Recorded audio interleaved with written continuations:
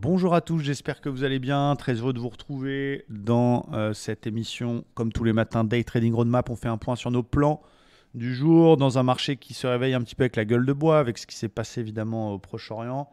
On a eu un petit gap baissier. Pour tout vous dire, je m'attendais à quelque chose d'un petit peu plus important, mais voilà, on a vu un petit gap baissier ce matin dans une semaine qui est quand même majeure, puisque au-delà de l'actualité géopolitique, on aura énormément de discours de banquiers centraux. On aura mercredi soir les minutes de la Fed, jeudi l'inflation américaine et surtout le début de la saison des résultats.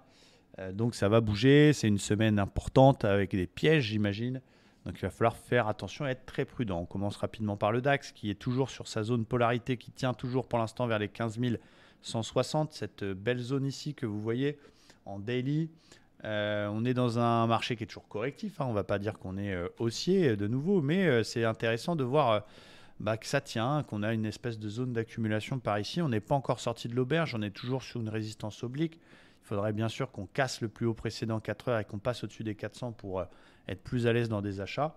Et donc mon plan, il est un petit peu, c'est un peu celui-ci pour le DAX, c'est de laisser faire un petit peu le marché, se réveiller tranquillement, voir un petit peu ce qui va se passer à l'Open US.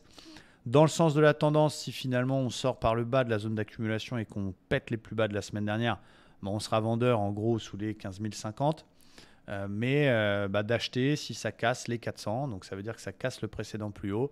Ça veut dire que ça sort du 61,8 de la dernière accélération baissière. Donc dans un plan safe, c'est de payer, pas tout de suite parce qu'on arrive sur résistance, mais d'attendre qu'il casse 15 400, 15 420 pour aller chercher quoi. On a une autre polarité un petit peu plus haut ici vers les 780 qui est intéressante avec d'abord les 100% en premier objectif. Donc c'est ce que j'ai mis sous alerte, c'est de passer acheteur si on casse 15 420, le 61,8 en visant 650 et 760. Plan un petit peu plus joueur, c'est si on vient rechercher le petit support qu'on a construit ici vers les 160, c'était ce que j'avais visé ce matin. Bon, il n'a pas voulu venir me chercher, il s'est arrêté un petit peu au-dessus, dommage. Mais voilà, pas de vente pour l'instant, même si la tendance reste lourde parce qu'on est sur une grosse zone polarité. Le marché reste quand même correctif, donc il faut faire attention et attendre qu'il confirme avant d'acheter. Donc plutôt au-dessus des 400, qui sera ma confirmation. Ça va être du côté des US que ça va se jouer avec un plan un petit peu plus agressif du côté du Dow Jones. Dow Jones qui est en daily est toujours quand même baissier, hein. On ne peut pas dire qu'on a une tendance haussière, mais on a tenté un beau rebond sur la session de vendredi. Mon plan sur le Dow Jones pour aujourd'hui, alors je vais vous étirer tout ça pour que ce soit clair. Alors, les achats safe ne se feront qu'en cas de cassure du 61,8 de la dernière vague de baisse. J'enlève mes petits dessins, voilà. Donc ça veut dire au-dessus des 750. Ok. Si on reprend le 4 heures, on reprend la dernière vague de baisse. On a vu qu'il a échoué sur le 61,8 son rebond de vendredi, qui était puissant, mais on a échoué là-dessus. C'est au-dessus de ce 61,8 là, voire au-dessus des plus hauts de la semaine dernière, que je suis plus à l'aise dans des achats pour aller me chercher mon plus haut précédent vers les 34 100. Donc ça, j'ai noté plan safe. Plan un petit peu plus joueur, c'est toujours des achats sur la zone actuelle, qui est une zone de polarité, c'est l'ancien haut de range. On a fait un gap baissier, on est venu chercher cette zone qui a tenu. On a d'ailleurs sauvé là encore un 61,8 de la hausse de vendredi, qu'on est venu quasiment chercher au point près qui tient. Donc ça peut être alléchant d'essayer d'aller jouer le comblement du gap, mais c'est un peu plus joueur. On verra si on a un signal cet après-midi sur les unités de temps très courtes. Si à l'open on vient rechercher ce niveau et qu'il vient faire un signal là-dedans, pourquoi pas. Mais ça va être un petit peu plus joueur. Et plan, on va dire, suivi de tendance majeure.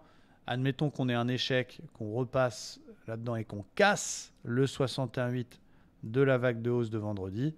Sous les 33 300, je pourrais faire des ventes pour aller chercher le support à 33 000. Donc, plan fun, c'est tant qu'il tient la polarité sur un signal, pourquoi pas essayer d'acheter pour combler le gap. Plan plus joueur, c'est s'il corrige à l'ouverture et qu'il casse 61,8 de rebond, c'est d'aller chercher les 33 000. Et plus safe, c'est d'attendre avant d'acheter qu'il sorte par le haut et qu'il pète les 750. Du côté du Nasdaq, je le trouve un petit peu plus propre, surtout en daily en fait. Il est dans une tendance de fond haussière avec une correction en cours dans un biseau. On voit bien la belle zone d'accumulation qu'on a depuis 10 jours ici. Voilà, on n'est pas Nostradamus, mais on voit aussi un très beau range entre la borne 600 et 14 600 et 15 050, donc ping-pong dans ce range-là. Tentative de sortie par le haut, cassure du 61,8 de la dernière vague d'accélération. Voilà, on merguez un peu, il y a eu ce gap baissier à l'ouverture et puis on est posé sur la MM20, on est quand même en flux haussier. Il y a un niveau qui m'excite, évidemment le bad range, si on y retourne sur une baisse.